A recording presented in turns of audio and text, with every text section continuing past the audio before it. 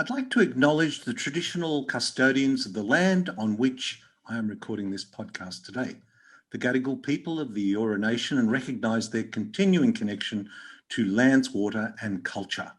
I pay my respects to their elders of the past, present and emerging.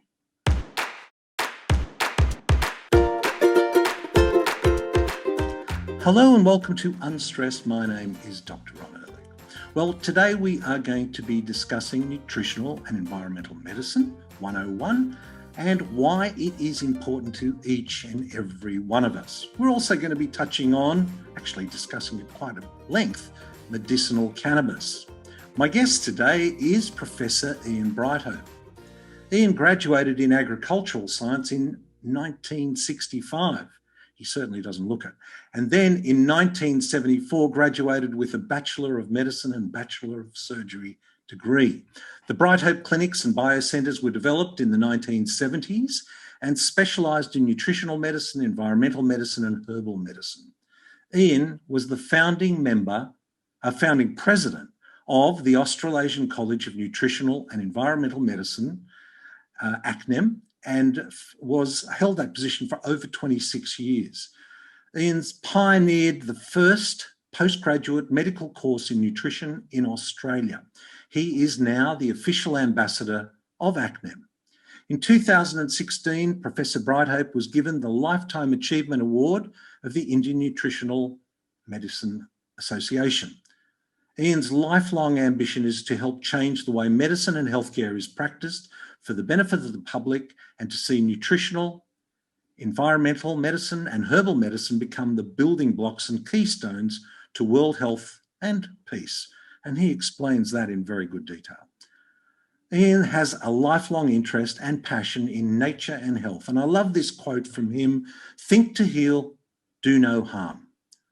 I hope you enjoy this conversation I had with Professor Ian Brighthope. Welcome to the show, Ian. Thanks, Ron. Pleasure to be here.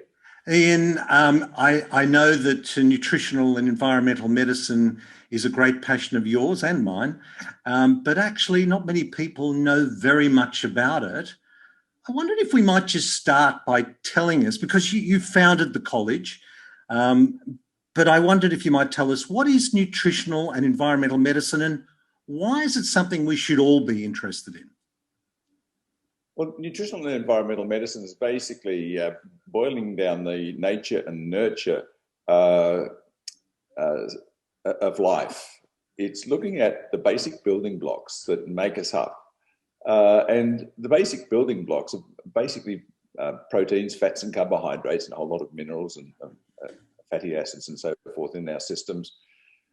And we get all of this from our diet or from our mother's diet via the womb and breast milk. All of these molecules that make us up are derived from the environment, and the environment is critically important in delivering the right balance of these molecules, atoms and molecules and minerals and so forth, into our system. And when one looks at all aspects of life, from the science of soils, crops and pastures, plants, animal production, animal fertility, the health of animals, the health of the land, it comes back down to how we look after it, what we're given, and what we need to add or subtract from it. And what I'm talking about here is the relatively new science of nutrigenomics. And a long time ago, at some of the lectures, I used to refer to genomics in terms of nutrients affecting the expression of genes.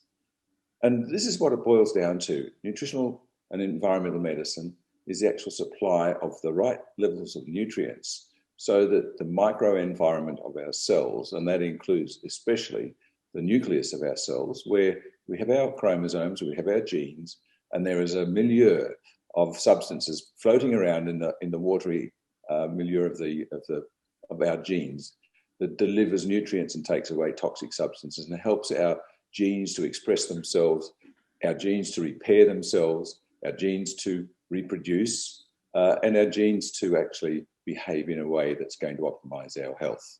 And that applies to every tissue and cell and organ in our body, from our brain to the big toe, if you like.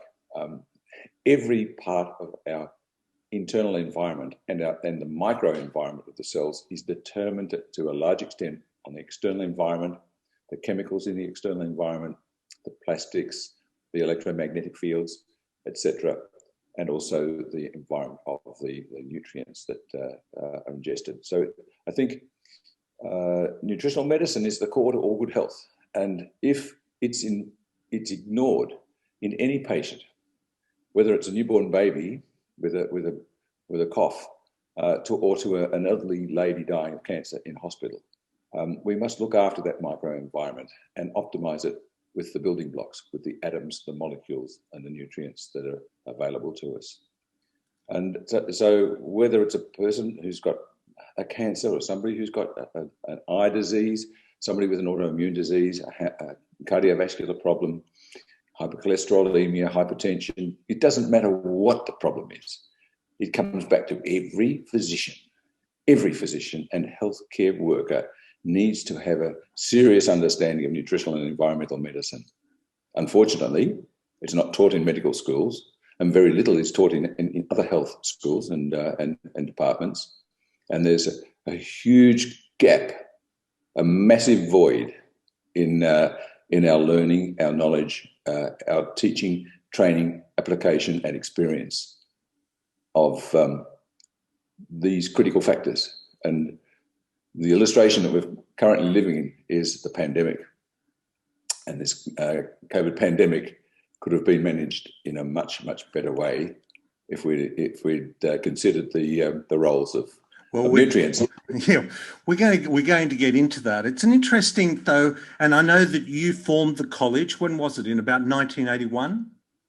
Well, actually, the college was derived from a previous organisation called the Orthomolecular Medical Association of Australia, and I came into that small group in 1979 and finalised the constitution of the OMAA, as it was known then. And we tried to run a course in nutritional medicine, well, we called it orthomolecular medicine, with the RACGP, the Royal Australian College of General Practitioners. And at the time, we had a great welcome by the people at the RACGP, and they were very keen to run with it. I've still got the invitations that were going to go out. And I got a call from the gentleman, the doctor who was in charge at the RACGP, and said, "Sorry, Ian, we can't do this course. We've been told we'd be made the laughing stock of all of the other royal colleges." And really, I said to one of our colleagues at the time, Dr. Paul Holman, that I was not going to agree to something like this, that we were going to go ahead with running the courses. And we did, under the OMA banner for a year. To attract the doctors, we had to change the name. So that's when I coined the term nutritional medicine. And we ran with the College of Nutritional Medicine for a while. Then we added Australasian to it to incorporate the whole region. And there was another organisation of doctors who were involved in clinical ecology, which was basically environmental medicine.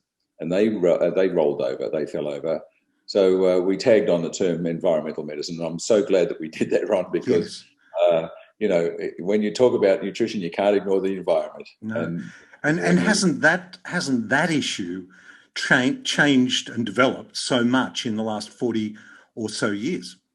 Oh, unbelievably so. There's so much science there. We're in the pilot seat. We're in the front of the aircraft now, if you like to. We're right at the pointy end of the aircraft or the rocket or whatever. We're actually going to be, in the next couple of decades, the most important part of healthcare. And I will live by those words forever. But Ian, what an excellent metaphor, because I think there is a basic philosophical question that doctors have to ask themselves, because they are very dismissive of nutritional environmental medicine. And I guess there's a basic philosophical question as to whether you see your role as managing disease, in which case a prescription pad and a referral pad are your best tools, or actually addressing the causes of disease. There's a basic philosophical question that doctors ask themselves at that point, don't they? Yes. Unfortunately, we weren't taught very much about preventative medicine. And in fact, social and preventative medicine was basically laughed at by the medical students when I went through. And biochemistry was also laughed at. And this is fundamental to what we're talking about. But no, you're quite right, Ron. I think the prescription pad is something that's going to have to be relegated to the back rooms of future clinics. And I mean, we see the second or third top reasons that people die or hospitalised and sick because of overprescribing prescriptions and iatrogenic or physician-induced disease. This is intolerable and should not exist. So I really do think the health systems, which are really disease care systems and very good medical systems that we've got, second rate in terms of the health of the population. We really need to have what people used to call me their healthy doctor. Treating their disease, yes, but also making them healthy at the same time.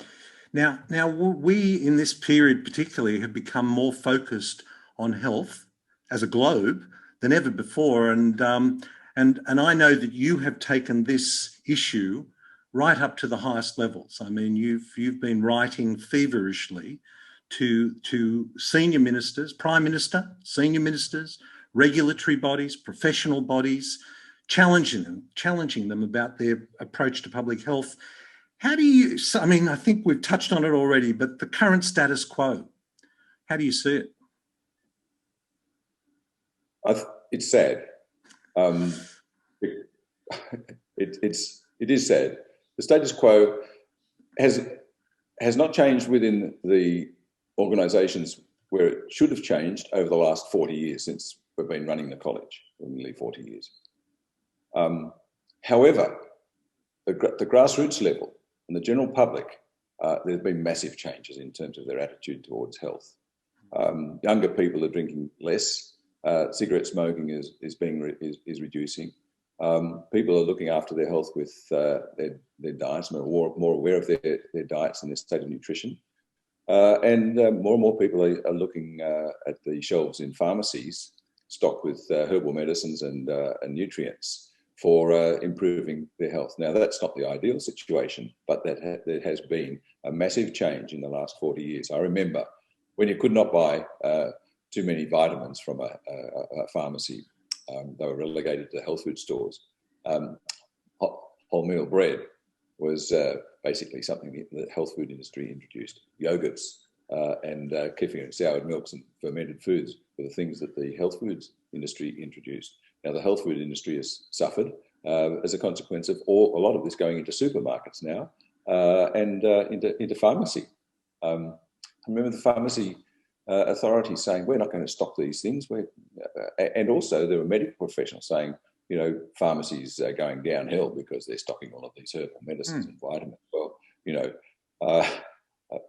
this is a massive change.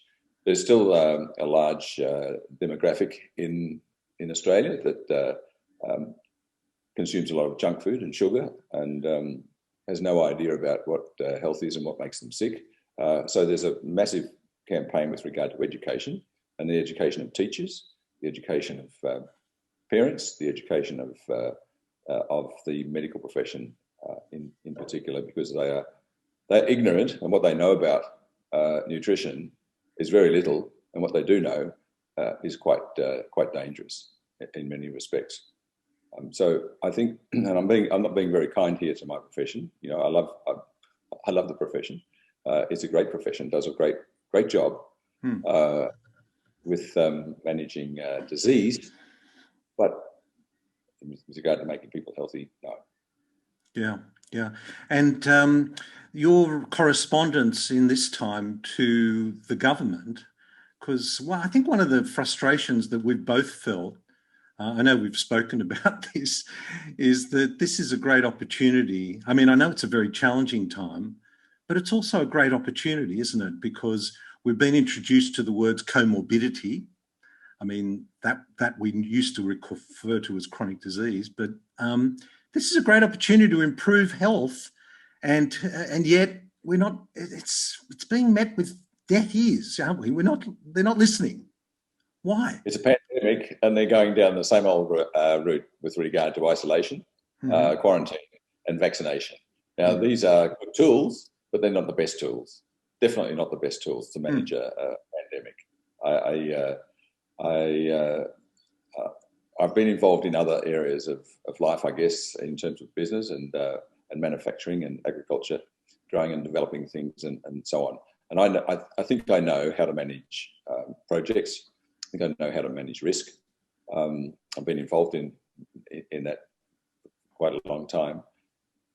And I actually, you talk about the letters to the government. At the early stages of the pandemic, and all last year in 2020, I was very, very busy writing emails and letters to all of the authorities, and including people outside of the government and regulatory bodies. That meant the business leaders and unions, and very, very little interest in the science that I was providing to them.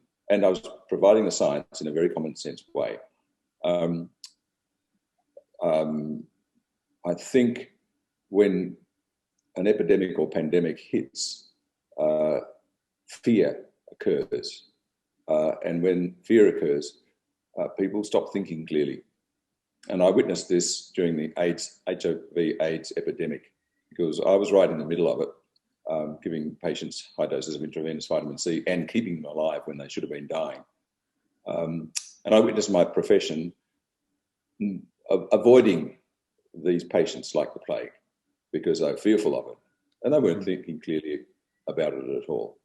And I think that Lady Diana Spencer, Princess Di, was the one who actually showed the profession up and shamed them when she went to the hospital and shook hands with the HIV/AIDS patients.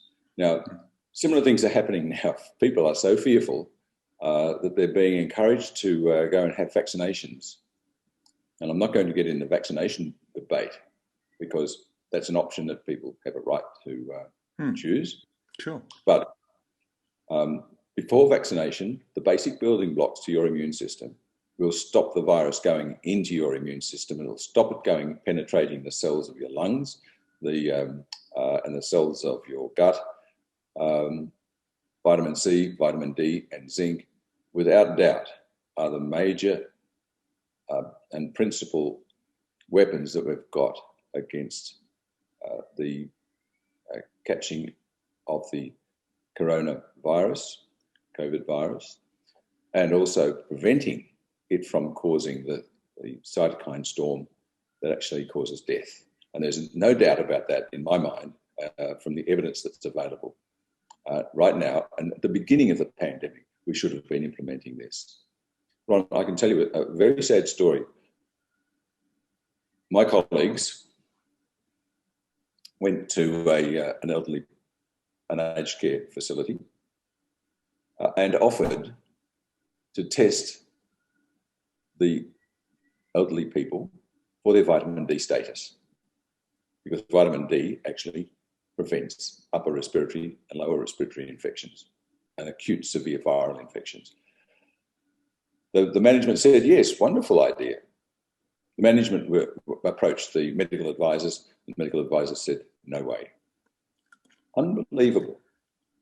That's part of a story. The other part of that story is that some of the elderly people who were taking vitamin C and vitamin D in aged care facility had their vitamins taken away from them. Really? Oh my God! Anyway. Look, I'm at a loss for words as to if public health is really our number one priority, then everything should be thrown at this. I mean, I'm not anti-vaxxer either. I think vaccines, if we find a vaccine, great, fantastic. We've had vaccines to eliminate all sorts of things and they've been fine. Right. But if public health was the main issue here, then we would embrace everything. But we don't. Yeah, we wouldn't be just looking at vaccines. We'd be looking at the medicines that are working, and we would be looking at the nutrients, and they would be ranked number one and number two in terms of the importance at the start of a pandemic. You know, I believe in a couple of the states in the US that they've already got herd immunity, and it's not been from vaccination, it's been from exposure to the virus. Now, admittedly, in these states, a large number of people have died, but they wouldn't have died if the authorities had allowed the CD zinc to be administered, and also the use of ivermectin and or hydroxychloroquine. I mean, my colleagues in India, US and Canada, I'm getting information from them every day about the effects of these nutrients and the effects of these medicines. And we should not be locking everybody down. We don't need lockdowns. We know how to manage the COVID infection. It's just that our so-called health authorities, I believe that number one, they're badly trained in respect to healthcare and health promotion. In fact, very dangerously trained, because and I'm not being critical of epidemiologists and chief health and medical officers, but they are ignorant of these approaches. And that's not just them, it spreads all the way down from the World Health Organization. And the World Health Organization is to blame for the bad management of this, is one of the authorities to be blamed for the bad management of this pandemic. I mean that. Well, this flows from our initial discussion about what is nutritional and environmental medicine and why is it important. Yeah. And the very point that you make, and that many of the medical practitioners that have been guests on this podcast have repeatedly made, and they've made it of all ages. You know, they could be whether they're a 30-year, 50-year, 60 or 70-year-old. Nutritional and environmental medicine, well, it doesn't form part of the medical education. And it should. I mean, I did 4 hours at medical school, Ron, 4 hours of nutrition. And I thought how pathetic it was. Yeah, because your background, Ian, was agriculture, wasn't it? Agricultural science, yeah. And I did quite a lot of work in the field of nutrition research in animals after I graduated. And to show all the little markers of what would give you a clue as to whether an animal was deficient in a certain vitamin that needed to be added to their feed. That's okay. It is, but for humans? For humans, no. Well, according to our nutritionists, you eat a well-balanced standard Australian diet and you get everything you need. Well, what is the definition of a well-balanced standard Australian diet?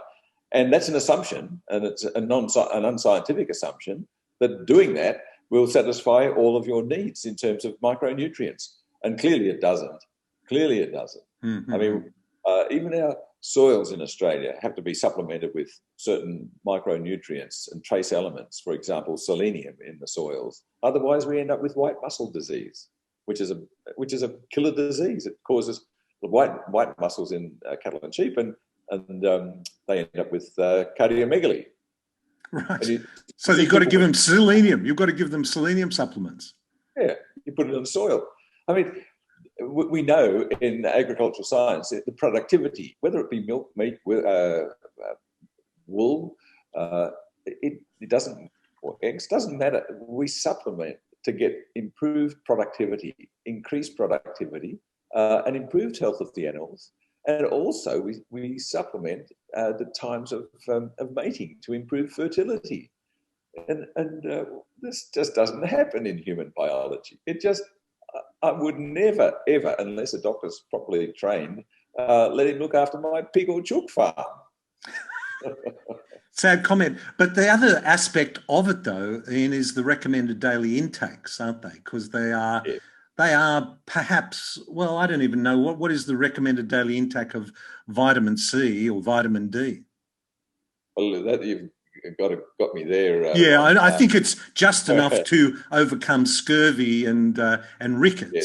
Yes. If you don't have scurvy and rickets, then you have enough vitamin D or vitamin C. But I think we want more than that, really, don't we?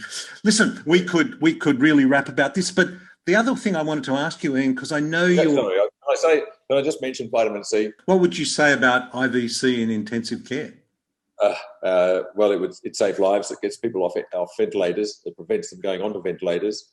And it should be used before they get to intensive care. In fact, it should be used in outpatients. It should be used in casualty. As soon as they enter the front door, you put up a drip.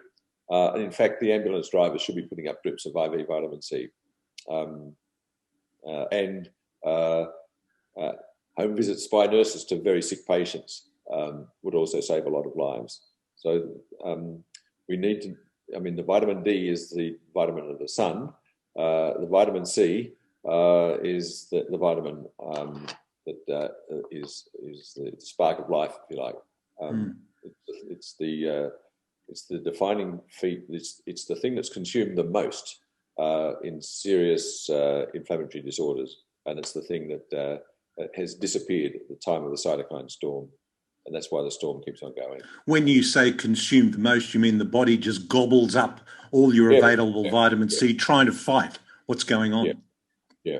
It's gobbled up and it's destroyed. Just before you have a heart attack, the platelets conglomerate, and it's at that point in time when they do that the vitamin C is dropped to its lowest. So you can prevent a myocardial infarction simply by keeping your platelets full of vitamin C. One of my arch nemesis used to say that 100 milligrams of vitamin C is more than enough, because some countries only need 60 milligrams, some need 70, some need, depending on the country. But to save lives, I've had to give 100,000 milligrams, not 100, by intravenous injection, and up to 200,000 milligrams to save lives.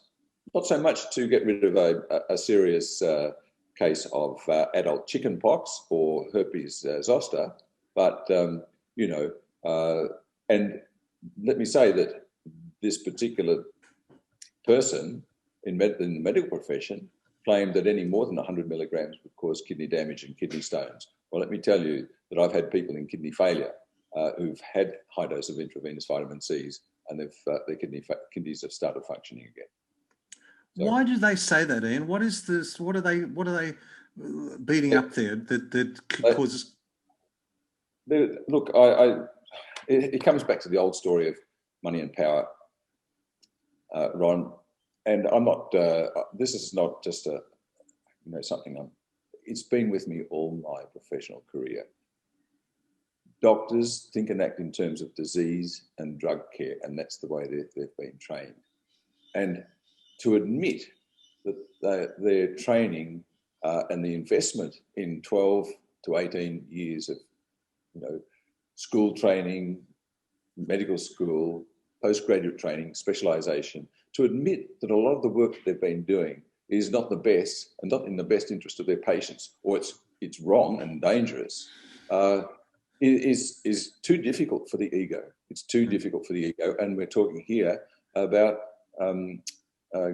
global egos. We're talking about mass of individuals who have been trained in a particular way, and they don't want to identify themselves with the natural therapists and the naturopaths and the doctors of old and the so-called anti-science or the non-science groups. But they're missing out, and so are their patients missing out. And we've had doctors. We had one of our doctor's father come to the college for a course. He was 80 years of old and still in South Africa practicing. And he said at the end of the course, "Now I realise why I couldn't help so many of my patients." And later he came back to his son and said, "I've been applying the principles of nutritional and environmental medicine to my patients, and I'm surprised they're getting better. And my results are so much better." And people come back saying not only physical improvements, but I feel so much better mentally.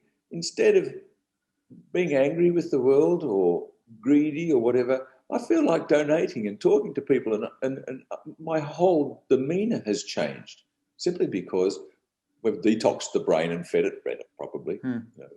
Well, to your original metaphor of flying the plane, I think, that doctor stepped out from economy class where the plane had been driven for him and decided maybe he should be taking control of the plane he was traveling on, and with others as well. we could play with that metaphor a bit more. But anyway, listen, the other thing that I know that you're very involved is the National Institute of Integrative Medicine, NIIM. And it's a wonderful organisation. I wondered if you might share with us that organisation, because I know it's been doing a lot of work, and we're going to talk about medicinal cannabis, but tell us about NIIM first. Well, NIIM is an organisation that was founded by a great friend of ours, mine in particular, Professor Avni Sali. And Avni goes back a long way in medicine. He was a professor of surgery at the Repatriation Hospital here in Melbourne. But he saw the light, and he opened his mind to other things, and he's been an integral part of nutritional and environmental medicine for quite a few decades. And we meet and we talk about all of these other things like herbal medicines and acupuncture and meditation, and he's been a profound influence in some areas of education and research in Australia and internationally with regard to integrating all of the ethical, effective, safe modalities that involved in healthcare and medicine. So he, quite some time ago, when he left Melbourne University, where he was the Prof, we actually knocked on the doors of a number of universities, and one of them, Swinburne University, agreed to establishing a graduate school of integrative medicine. And that functioned for a number of years, but it wasn't really the ideal place for integrative medicine to grow and develop. So Avni set up his own institute and had, with support from many of our colleagues, and it's grown over the last 15 plus years to a large organisation. It's involved with research into a range of projects, as well as running a very large clinic with doctors practicing and learning about integrative medicine. And it also supplies intravenous therapies for patients who need high-dose intravenous vitamin C or curcumins and other IV nutrients, hyperbaric oxygen treatments and hypothermia for various conditions. And the research department is very, very active, doing research into a number of areas, including the use of garlic and the treatment of prostate cancer, the diagnosis of early potential cancers, looking at circulating tumour cells, and also medicinal cannabis research. So there's a lot of exciting things happening for an organisation that is not funded by government, doesn't receive anything in terms of help financially from the government. It's all from philanthropy and the income from some of the treatments that do there. So it's an organisation that really does need more support, and we're looking at ways of growing the influence of integrative medicine. I'm talking to groups of clinics and doctors at the moment about getting them involved. Some of the exchange of ideas, exchange of doctors, a range of activities. We're looking at raising more funds for research. Just last year, we received quite a large sum of money to conduct a trial looking at vitamin C, D, zinc, high-dose intravenous vitamin C, and a couple of the other medications for COVID-19. Because we don't have that number of sick patients here in Australia, the trial had to be conducted in Turkey. We've got a good partnership with the Turkish authorities. They're very much into integrative medicine. And so of the 300 patients, just under 300 patients that we've got in hospital who are seriously ill with COVID, we've discovered that they are all very, very deficient in vitamin D. and I could have predicted that anyway. So it's exciting times for NIIM, Ron. Very exciting times. I mean, that statement you just made about vitamin D deficient patients, I mean, that's hardly news, because I know I looked up an article on this very issue just very quickly and saw that something like between 40 and 70%, this is a 2013 article, between 40 and 70% of ICU, intensive care patients, are deficient in vitamin D. Now, if that wasn't enough to set the alarm bells off for all the intensive care units in the world being flooded with patients, I don't know what was. But we get off on that again. You and I both could talk for hours on that one. But I want to come back to medicinal cannabis, or cannabis, in fact, because for the last 40 or 50 years it's been demonized. In fact, it's been criminalized. But it has great promise as a medicinal herb. And I know that you are very involved in Australia and globally. You know about medicinal cannabis. If I had to ask anybody, I couldn't ask anybody better. Tell us about medicinal cannabis. What's its potential? Well, medicinal cannabis, as you mentioned, Ron, it was demonized and made illegal in 1937. I won't go into the politics behind it. 1937, so I underestimated. Okay. So that's like 80. Yeah, okay. Yeah. When prohibition was lifted in the US, the prohibitionists had to do something. And of course, cannabis was used in a form called marijuana by the Mexicans and the blacks in the US at the time as a cheap source of relaxing instead of using alcohol. So alcohol was deprohibitioned, and there are other aspects of the cannabis plant at the time that were competing with other interests, including paper manufacturing and nylon manufacturing, and all of the derivatives of oil. The chemical derivatives of oil were becoming a very important part. So there was competing interests there. So not going into any of the very, very interesting details about how they got rid of cannabis, or marijuana, as it was known, because when it's smoked, it's marijuana. It was out of favour for a long time, criminalised, etc. But before it was criminalised, there were over 100 uses for medicinal cannabis, or the oil, or the extract of the flower, as a herbal medicine in the American Pharmacopoeia. And doctors used to prescribe it regularly for a whole range of things: for pain, migraine, epilepsy, spasms in multiple sclerosis, inflammatory disorders, right across the board, unusual neurological presentations, etc. Anxiety, insomnia. It was a very widely prescribed herbal medicine. And I believe even Queen Victoria was prescribed medicinal cannabis oil or tincture for her menstrual problems. So why would such a thing have such a broad spectrum of activity? Well, it comes back to nature. It comes back to nature and nurture. We have evolved with plants that provide us answers to our problems. And I talk about all plants have nutrients in them. They're not drugs. They're not necessarily even medicines. They've got nutrients in them. And when you look at over 142 different cannabinoids in the cannabis plant, they do have a very broad spectrum of activity.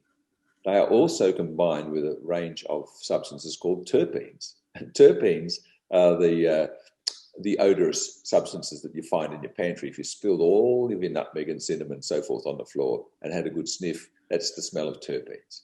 And most of these terpenes are pleasant smelling. You know, lemons have limonene and they smell like lemons. Pine trees have pinene, a terpene that smells like pine trees.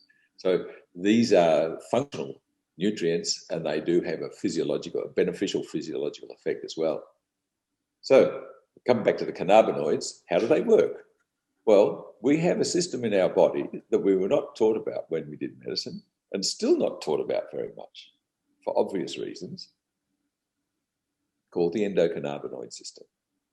The endocannabinoid system has receptors on nearly every cell in our body. For cannabinoids. Can I guess they're for cannabinoids contained in this? What a beautiful system. I mean, nature couldn't have, well, nature did. Go on. Yes, nature did. Whether it's God being a male or nature being female, it doesn't matter. They did it. Yeah. They provided. Yeah. They provided these things to us. My friend, I mean, towards the latter part of our life, we have a number of things that we can use to have a very, very enjoyable passing. We've got opium for pain. We've got cocaine to give us a little bit of a high. We've got cannabis for pain and relaxation.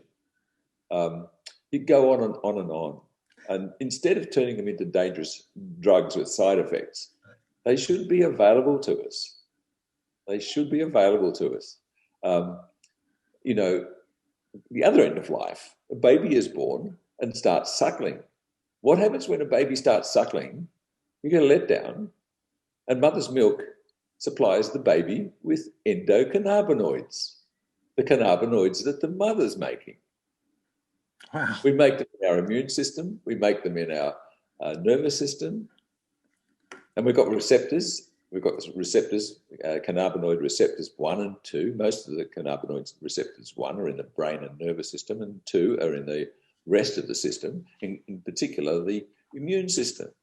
So these systems are talking to one another. And let me tell you that there are more receptors for these cannabinoids than there are receptors for the neurotransmitters in our system. Gosh. So when you say in the future, what cannabis medicine are you going to give?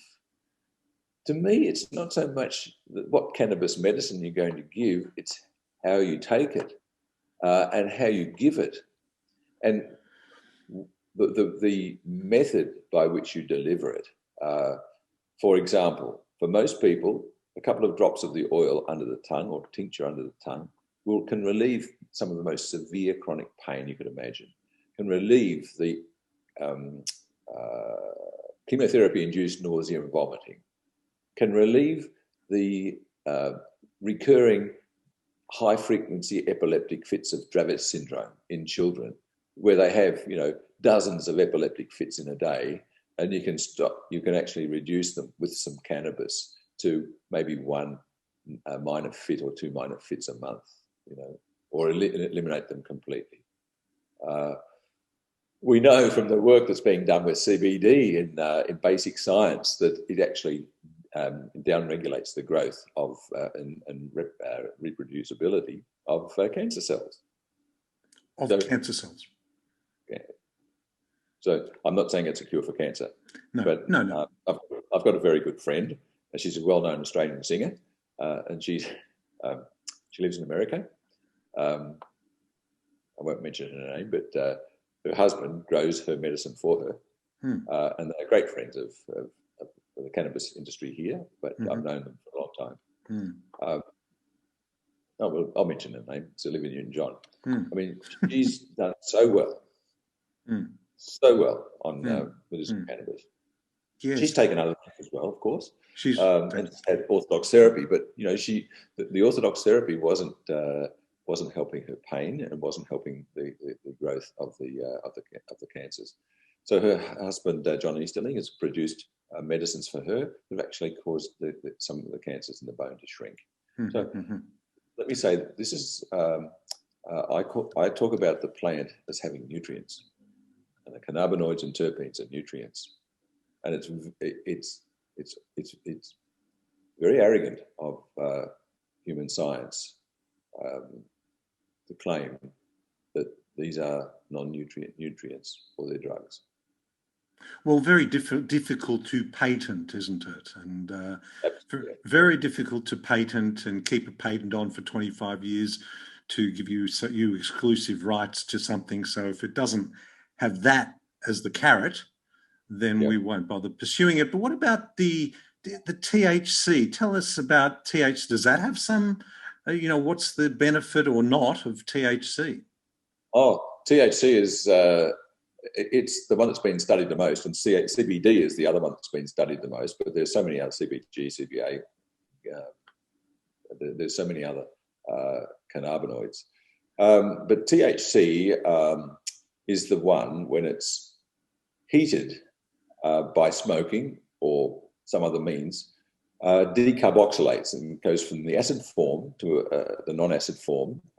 And it's the non-acid form that becomes highly psychoactive.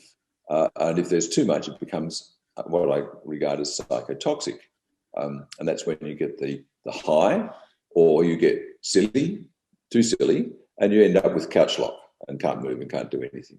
So THC, when it's heated, becomes more toxic, more active.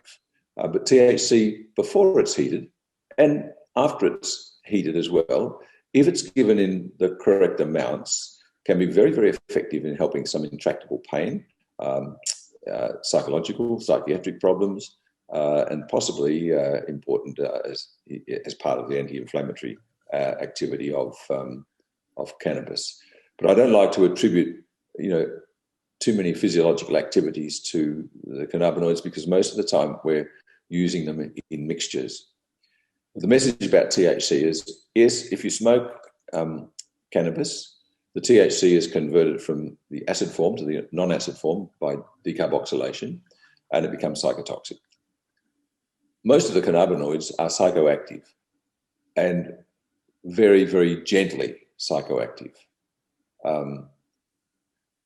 We've just finished a study using a Thc Cbd mixture for insomnia. A big problem. A big problem. Big problem, right? Mm-hmm. Now, the data's in, it's been analysed. The paper hasn't been published yet, but I'll tell you, because it's not going to do any harm to anybody, that people get off to sleep, they stay asleep, they wake refreshed, they have an improved quality of life the next day, their anxiety levels drop. But one of the most exciting things that I feel we found is that this particular formulation causes a significant increase in melatonin production. Wow. Interesting. Interesting. We've spoken a lot to a lot of people about, well, of course, none of my regular listeners will be surprised to hear a good night's sleep has all those kind of benefits, but interesting to hear this THC CBD combo increases melatonin. Yes, yeah. So that's the start of more research, Ron. Yeah, I've just got to go out and start begging for some more cash. Where are we at in Australia with this medicinal cannabis? I mean, people are going to see their doctors or their nutrition. Where are we at? Is it legal? Who can prescribe it? How accessible is it? What's the best form of taking it? I mean, smoking can't be a good way of doing it. Now, there are two ways of getting it, by prescription or illegally. Right. And the illegal stuff can either be obtained from sources within Australia or from overseas. Now, I'm not encouraging that at all. What I do encourage is the legal use of it by a doctor's prescription. So you've got to go and see a doctor. I must admit, the health department has been very difficult and made regulations very difficult around medicinal cannabis, and again, for obvious reasons. The doctors have learned how to quite quickly now prescribe and send the prescription to the TGA, get approval for prescribing it through the special access scheme. Once the doctor's an approved prescriber, they can prescribe the medicine reasonably freely for specific conditions and specific patients. And the conditions have numbered very few at the beginning, but the number of conditions are expanding, have been expanding because of the evidence. And so for any pain, whether it be pain of arthritis, back pain, cancer pain, migraine, inflammatory pain, it works very well. It can be used for anxiety, PTSD. It can be used for a whole range of disorders associated with autoimmune diseases and inflammation. But the doctor has to prescribe it for a particular condition where the government will allow it to be prescribed. I understand now also a large number of the armed forces and others suffering from PTSD are getting very rapid access to the medicine. But I've seen some incredible changes in patients. For example, a woman who was on 4 different opiates, tranquilizer, antidepressant, hypnotic at night time to put her to sleep, anti-inflammatory drugs, and paracetamol. And she basically came off nearly all of those. She came off all of the opiate drugs incredibly, and only over a few weeks. So, spasms in patients with multiple sclerosis that are so painful. Many conditions that one doesn't expect a response from. Migraine, a slight change in diet and cannabis for somebody who suffers from migraine once a week and sometimes for 4 days a week, incapacitating them, and it's all fixed. Just unbelievable results. If I had cannabis when I was early in my career, I would have been a doctor, who was the best. Well, you did very well anyway. But it's interesting, isn't it, that because we did a program with Mind Medicine Australia on psilocybin and LSD, and here we are coming back to these natural compounds sometimes. I mean, I'm not sure MDMA is a natural compound, but certainly the mushrooms are. And they're showing great promise for treating PTSD, which is a huge and growing problem as well. I mean, it's interesting we're coming back to this nutrient model. Yes. Nature model. Yeah, I mean, those in microdoses can be extremely effective. Again, with those substances, you do have to have special training to administer them. Whereas with cannabis, you don't need it. You may get better results with the psilocybin.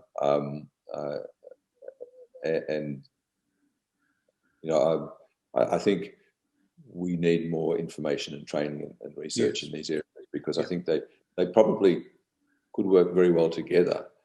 And the dramatic effects with the psilocybin and some of these other psychoactive, naturally occurring molecules could be modulated with the medicinal cannabis, because the whole thing about medicinal cannabis or the cannabinoids is they are modulators. If there is an overactive system, it downregulates the system. If it's underactive, it upregulates the system.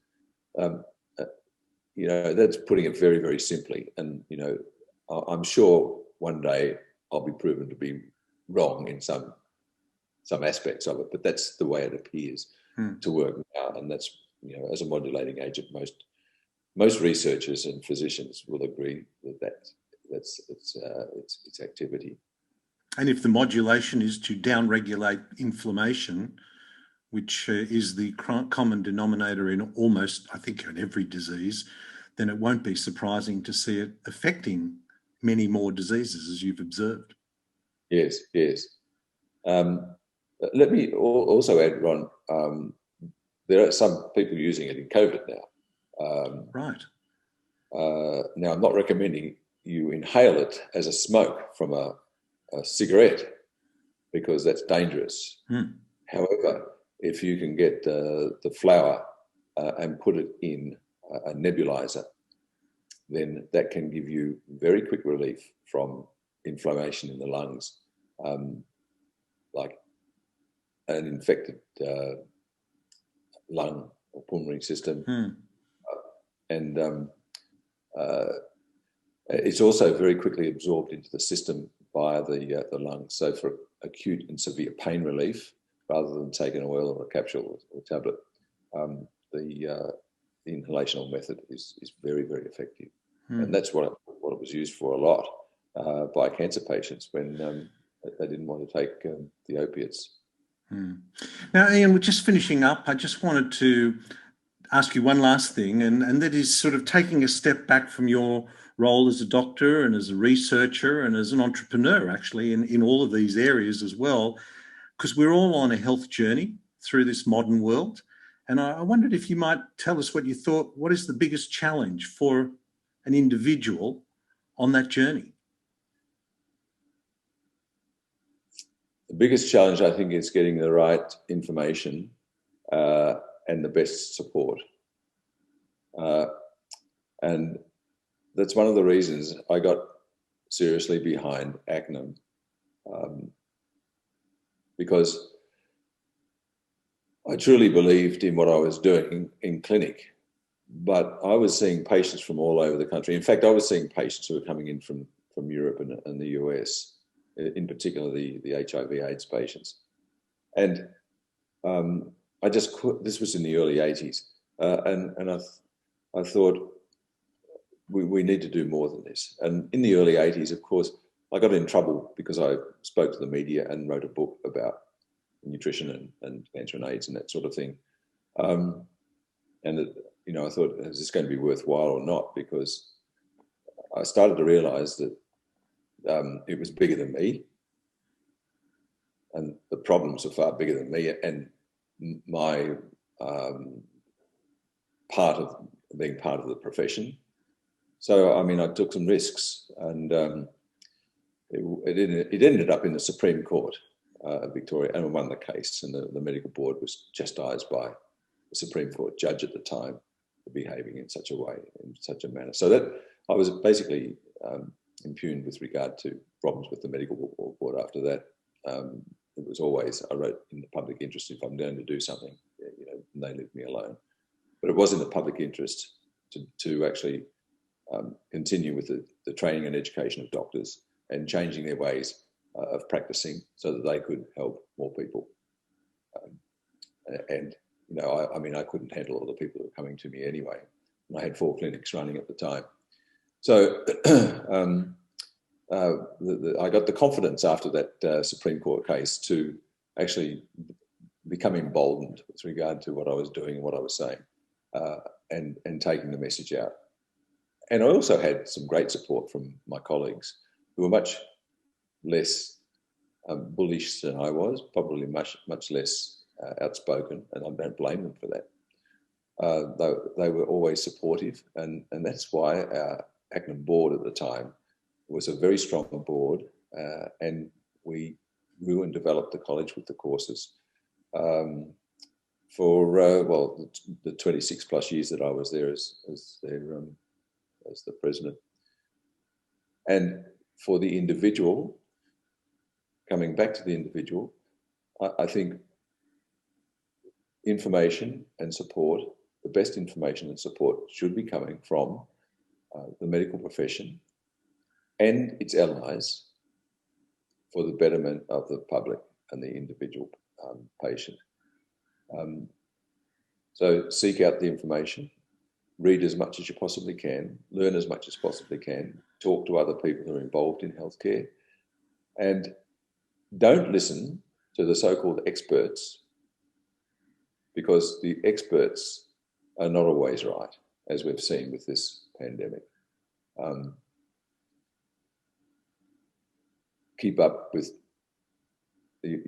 becoming informed, and also try to change those around you if you can by leading, as an example.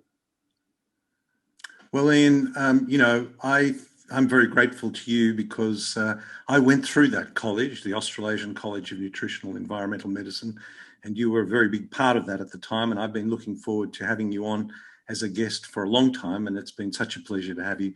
Thank you so much for today. Thanks, Ron. It's been a great pleasure too. Great pleasure to know you, and thank you for being president. Thanks, Ian. You're welcome. Well, we covered some territory there, and I think it was important to do a kind of nutritional and environmental medicine 101, and I think Ian put it so beautifully, and that is, we are what we eat. Quite literally, we are what we eat, and if what we eat isn't all that it needs to be, our body becomes unwell. And I thought his metaphor or his example of being the pilot, we need as health practitioners, particularly medical practitioners, I would argue, are perfectly placed for this because of their training, to be the pilots of the plane, guiding patients through our modern world. And our modern world is rife with preventable chronic degenerative diseases, more recently familiarized by the word comorbidities. And I've had this conversation with several of the other members of the Orthomolecular News Service group, but I also am concerned that immune function is not being championed. And when I hear so-called experts say, oh, there's nothing, you'll just urinate out your vitamins, they're useless, they're expensive urine. Well, guess what? We consume water too. And, we urinate out what we don't need. So does that mean because we urinate out something, we shouldn't be interested in it or see it as an important component of health? Our soils are deficient. We know that. And Ian's background in ag science made that really good point, that you just look at an animal and you know that they either need selenium or zinc or whatever. And in order to improve productivity, farmers will use supplements.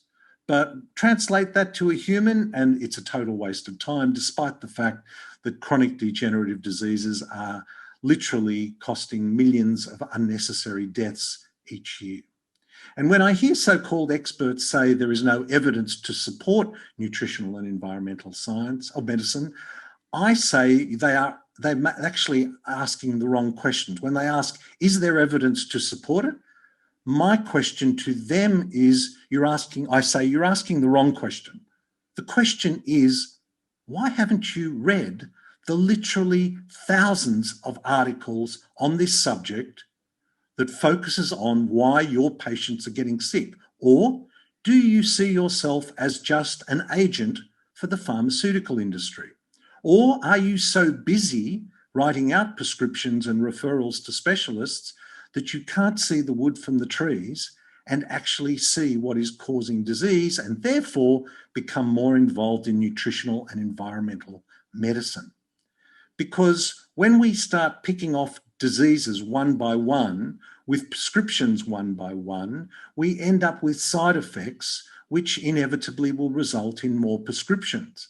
If, on the other hand, we address the cause of disease and restore balance to the body, the immune system, then miraculously several chronic diseases which seem unrelated, except for the fact that they're all occurring in the same human body, suddenly resolve and people feel better and get better. So I think this approach is such an important one, and it's why I added, why should we all know about it and all be interested in it? And actually, isn't it interesting, another thing about medicinal cannabis, and I was quite surprised that I actually got it wrong. It hadn't been criminalised and for 40 years, it's more like 80 years. Following on from prohibition, something else needed to be prohibited, and there's a whole political and social aspect to why that occurred. But here we had a compound that is natural, that Ian actually described as a nutrient, and he made the point of those endocannabinoid receptors, which are more common than neurotransmitters receptors throughout the body. Neurotransmitters you may know more as dopamine and serotonin and adrenaline and all these other neurotransmitters. So I think that is also very interesting and very promising.